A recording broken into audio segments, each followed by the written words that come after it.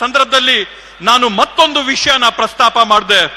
मुझे पता लगा था कि कर्नाटक में ऐसे बहुत सारे लोग हैं जिनके पास जमीन है मगर मालिकाना हक नहीं है.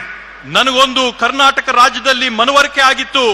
ಕರ್ನಾಟಕ ರಾಜ್ಯದಲ್ಲಿ ಲಕ್ಷಾಂತರ ಜನ ಇದ್ದಾರೆ, ಯಾರು ಭೂಮಿಯ ಅನುಭವದಲ್ಲಿದ್ದಾರೆ, ಆದ್ರೆ ಆ ಭೂಮಿಯ ಹಕ್ಕು ಪತ್ರಗಳು, ಆ ಭೂಮಿಯ ಸಾಕ್ಷಿ ಆಧಾರಗಳು ಅವರ ಹತ್ರ ಇಲ್ಲ ಅನ್ನೋಂಥದ್ದು ನನಗೆ ಮನವರಿಕೆ ಆಗಿತ್ತು. दलित आदिवासी हैमलेट्स को रेवेन्यू विलेज माना ही नहीं जाता था. ದಲಿತರು ಮತ್ತು ಬುಡಕಟ್ಟ ಜನ ಇರ್ತಕ್ಕಂಥ ಪ್ರದೇಶಗಳು, ಗ್ರಾಮಗಳು ಕಂದಾಯ ಗ್ರಾಮ ಅಂತಾನೆ ಘೋಷಣೆ ಆಗಿರಲಿಲ್ಲ. ये लोग गांव में रहते थे मगर इनको कोई हक नहीं मिलते. ಆ ಗ್ರಾಮಗಳಲ್ಲಿದ್ದಂತ ಬುಡಕಟ್ಟು ಪರಿಶಿಷ್ಟ ಜಾತಿಯ ಜನಕ್ಕೆ ಅವರ ಭೂಮಿ ಮಾಲೀಕತ್ವದ ಹಕ್ಕೇ ಇರಲಿಲ್ಲ. इसमें हर जात के लोग थे, हर धर्म के लोग थे. ಈ ಒಂದು ಗ್ರಾಮಗಳಲ್ಲಿ ಪ್ರತಿ ಜಾತಿಯ ಜನ ಇದ್ರು, ಪ್ರತಿ ಧರ್ಮದ ಜನ ಇದ್ರು.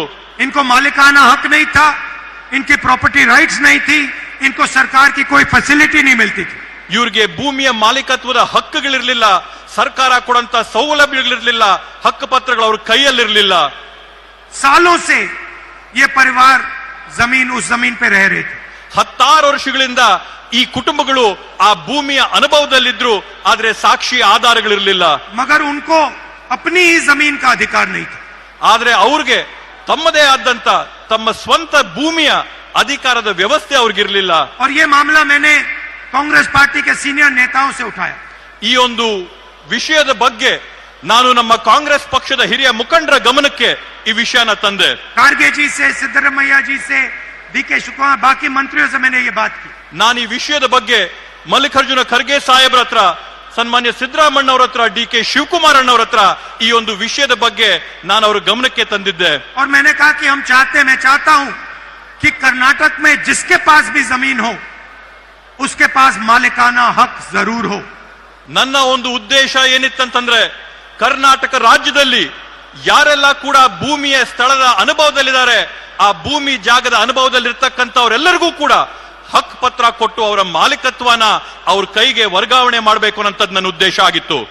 और आज मैं बहुत खुशी के साथ कह सकता हूं कि जो छठी गारंटी है उसको हम पूरा करने में कामयाब हुए.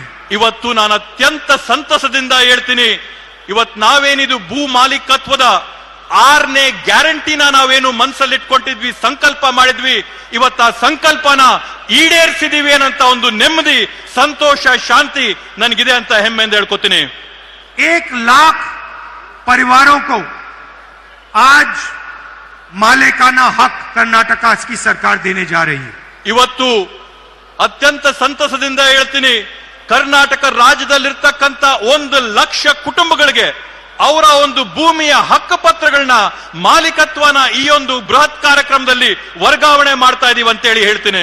जो इंदिरा गांधी का सपना था, ಇಂದಿರಾ ಗಾಂಧೀಜಿ ಅವರ ಕನಸೇನಿತ್ತು, उसको पूरा करने के लिए हमने एक बहुत बड़ा कदम लिया है. ಆ ಒಂದು ಕನಸನ್ನ ನಾವು ನನಸಾಗಿ ಮಾಡೋದಕ್ಕೋಸ್ಕರ ಈ ಒಂದು ದೊಡ್ಡ ಹೆಜ್ಜೆನ ನಾವಿಟ್ಟಿದ್ದೇವೆ.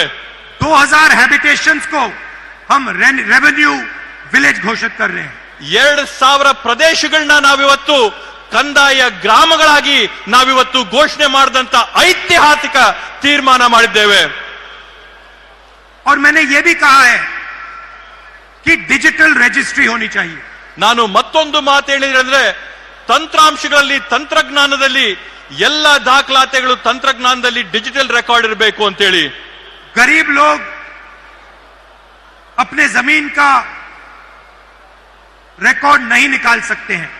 ಬಡ ಕುಟುಂಬದಲ್ಲಿರ್ತಕ್ಕಂಥವ್ರು, ಸಣ್ಣ ಪುಟ್ಟ ಮನೆಗಳಲ್ಲಿರ್ತಕ್ಕಂಥವ್ರು ಅವರ ಕಂದಾಯ ದಾಖಲಾತಿಗಳನ್ನ ಭದ್ರವಾಗಿ ಇಟ್ಕೊಳ್ಳಕ್ಕೆ ಕಷ್ಟ ಆಗುತ್ತೆ. सालों बीत जाते हैं, उनको अपना डॉक्यूमेंट नहीं मिलता है. 16 ವರ್ಷಗಳು